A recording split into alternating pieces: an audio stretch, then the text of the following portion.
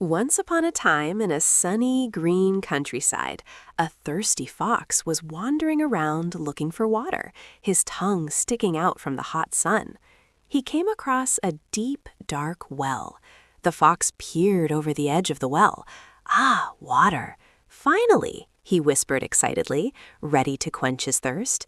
But suddenly, he realized he was too weak to jump in and get the water. Just then, a thirsty goat came along, curious about the well. Seeing the fox, he asked politely, "Hello, Mr. Fox, what are you doing by this well?" The fox smiled slyly and said, "Oh, dear goat, this well is very deep, and I fear I cannot get out once I go in. But the water is so refreshing. Maybe you can help me." The goat, being kind-hearted and naive, thought, "I must help the fox," and agreed.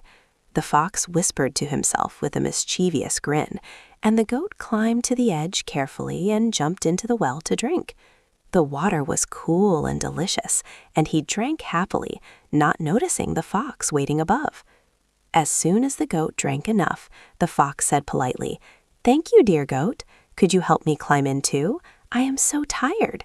The goat, still naive, held out his horns and helped the fox jump into the water. Once inside, the fox quickly leaped onto the goat's back and climbed out of the well effortlessly. "Thank you, my friend," the fox laughed, "but you are still down there." The goat realized he had been tricked by the fox's clever words. He shook his head and said, "Oh, I must think before I act next time," learning that trust must be earned, not given blindly. And so the fox got his water, and the goat learned a valuable lesson.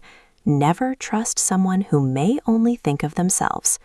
The clever always find a way, but the naive must be cautious. From that day onward, the goat never rushed to help strangers and thought carefully before acting, while the fox continued to roam the countryside, always searching for clever ways to get what he wanted. Like, share, and subscribe.